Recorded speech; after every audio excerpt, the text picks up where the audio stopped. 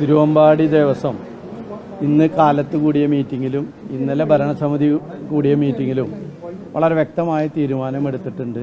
24-ാം തീയതി വരെ ദുഃഖാചരണമായിട്ട് നമ്മൾ ഗോപുരത്തിലെ ലൈറ്റുകളോ പന്തലിലെ ലൈറ്റുകളോ നമ്മൾ സ്ട്രീറ്റിലിട്ടിട്ടുള്ള നമ്മുടെ ആഘോഷത്തിന് വേണ്ടിയിട്ടുള്ള ലൈറ്റുകളോ ഒന്നും തന്നെ നമ്മൾ എടുക്കില്ല. ഒരു 24-ാം തീയതി വരെ നമ്മളൊരു ദുഃഖാചരണമായിട്ടാണ് ആചരിക്കുന്നത്. എന്നാൽ പറയെടുപ്പ്, ഗൃഹങ്ങളിലേക്ക് ഭഗവതി പോയിട്ടുള്ള പറയെടുപ്പ് നമ്മൾ നടത്തും. അത് നടന്നുകൊണ്ടിരിക്കുന്നുണ്ട്. 25-ാം തീയതി ആനകളുടെ ഫിറ്റ്നസ് സർട്ടിഫിക്കറ്റ് നമുക്ക് ലഭിക്കേണ്ടതുണ്ട്. അതുകൊണ്ട് നമ്മൾ 25-ാം തീയതി തേക്കിൻകാട് മൈതാനിയിൽ നമ്മുടെ ആനകളെയെല്ലാം, തിരുവമ്പാടി വിഭാഗത്തിൻ്റെ ആനകളെയെല്ലാം നിരത്തി അതിൻ്റെ ഫിറ്റ്നസ് സർട്ടിഫിക്കറ്റ് ലഭിക്കുന്നതിന് വേണ്ടിയിട്ടുള്ള ആ ഒരു എന്താ പറയുക പ്രദർശനം നമ്മളവിടെ നടത്തും.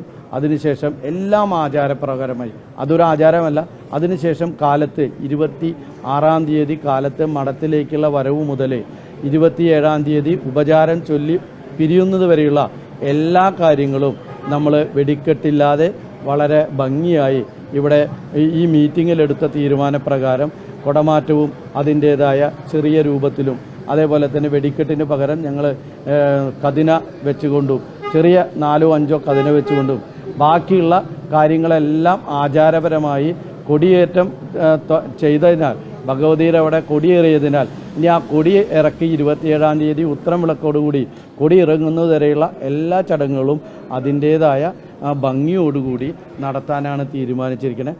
ഗവൺമെൻറ്റും മറ്റിതര നമ്മുടെ സ്ഥാപനങ്ങളുമായിട്ടുള്ള ചർച്ചകളിലൂടെ അവർ പറയുന്ന കാര്യങ്ങളിലും സഹകരിച്ച് നമ്മൾ തിരുവമ്പാടി ദേവസ്വം ഘടകപൂരങ്ങളുടെയും എല്ലാവരുടെയും വാക്കുകൾ മാനിച്ചുകൊണ്ട് അവരുടെ ഒപ്പം നിൽക്കും.